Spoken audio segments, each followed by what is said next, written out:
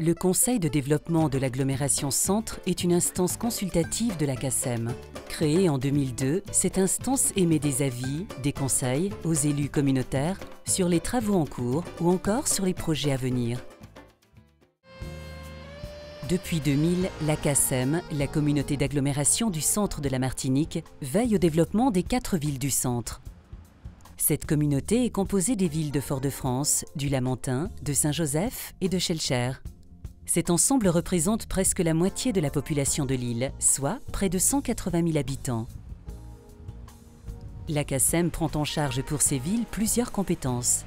Parmi celles-ci, le développement économique, l'aménagement de l'espace communautaire au travers de l'organisation des transports urbains, la protection et mise en valeur de l'environnement, avec entre autres la collecte et le traitement des ordures ménagères, ou encore la politique de la ville.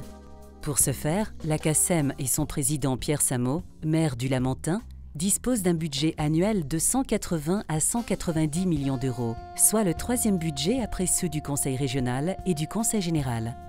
L'un des éléments essentiels aujourd'hui, c'est la création de parcs d'activités. Parce que nous avons aujourd'hui, bonne chose, nous avons beaucoup de jeunes créateurs d'entreprises et d'emplois qui veulent participer donc aux responsabilités de la CACEM. Donc nous sommes tenus aujourd'hui pour leur permettre de travailler dans des espaces, je dirais, faits à leur disposition, les parcs d'activités. Donc nous venons d'inaugurer le premier à Saint-Joseph et nous avons environ une dizaine en gestation. Enfin, pour décider de ces orientations, la CACEM dispose d'un organe appelé Conseil communautaire. Il se compose de 43 membres désignés par les conseillers municipaux de chaque commune.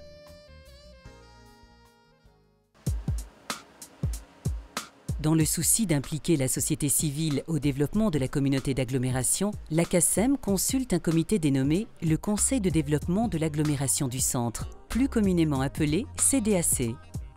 Créée le 11 octobre 2002, cette assemblée consultative va fêter ses 10 ans. Autour de son président Marcel Ozena, le CDAC délivre ses avis et conseils aux élus qui ont cependant le dernier mot. Quand je suis arrivé à la mairie de Lamentin en 1989, j'ai pensé qu'il était nécessaire d'associer la société civile au développement de notre Martinique. Ce que j'ai fait au Lamentin, n'est-ce pas, en arrivant ici, avec le passe-président qui avait déjà mis en place ce conseil de développement, nous pensons que c'était nécessaire parce que trop souvent, les élus travaillent seuls et nous avons besoin de la société civile justement pour nous conseiller d'une part et aussi corriger peut-être les erreurs qui pourraient ternir le bon travail de la communauté d'agglomération. Nous travaillons en symbiose et c'est une très bonne chose. Et nous avons, quand je suis arrivé, il y avait le président Ozena qui avait fait un mandat et qui est venu me dire, président, je crois que j'ai fait mon travail. Je lui ai dit, ah non, pas question. Nous avons l'habitude de collaborer ensemble. Vous resterez avec nous, c'est ce qu'il a accepté. La mission, en réalité, elle est très large. Elle est une mission, d'une part, de conseil, puisque, par définition, ce conseil de développement est saisi par les instances de l'agglomération pour donner des avis sur un certain nombre d'orientations que prennent les élus.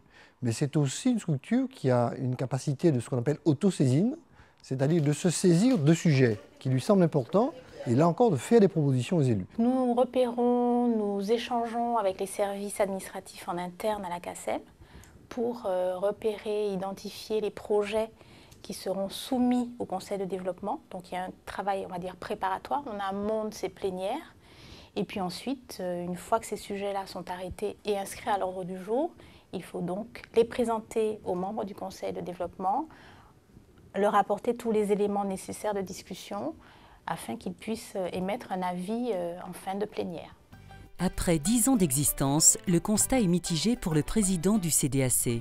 S'il regrette de ne pas toujours être écouté, il reconnaît que les élus apprécient le travail du conseil de développement. On a, au bout de ces 10 ans, et avec 2 mandatures différentes de la CACEM, toujours senti de la part des élus un besoin, une attente assez forte vis-à-vis du conseil de développement. Il n'est pas rare que les avis rendus par le conseil de développement se concrétisent par la réalisation de projets. Et on remarque de plus en plus que lors des décisions prises par le conseil communautaire, on y retrouve des propositions du conseil de développement. Alors essentiellement sur les grandes compétences jusqu'à maintenant de la CACEM, le transport, l'environnement, le développement économique. Le fait de l'existence même de ce conseil a permis, à mon avis, là encore, un lien entre les élus et le reste de la population par l'intermédiaire de cette société civile.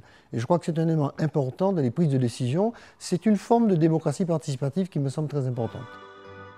À l'instar d'Annie Ramin, l'ex-directrice du CHU de la Martinique, le Conseil est constitué d'une trentaine de membres de tout horizon. Des personnes qualifiées, des acteurs du monde éducatif, social, culturel, de la sphère sportive, des chefs d'entreprise. Tous ces membres sont bénévoles.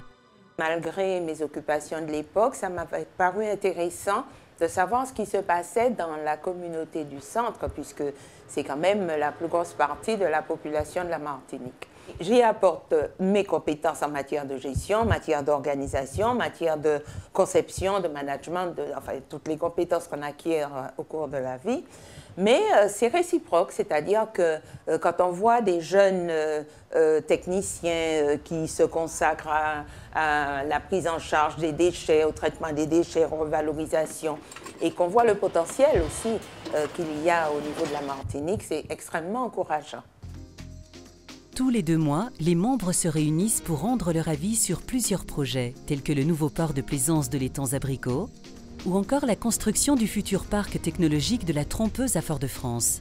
Ils font parfois appel à des experts pour enrichir les débats.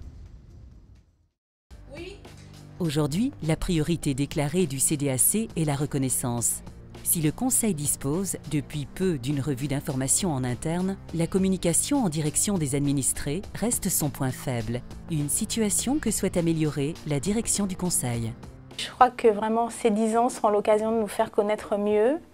Le Conseil de développement de l'agglomération Centre est un interlocuteur, j'allais dire, vraiment privilégié entre les élus et la société civile. Et je crois que nous n'avons pas encore mis assez l'accent sur cela et on va s'atteler à ça vraiment dans les prochains mois.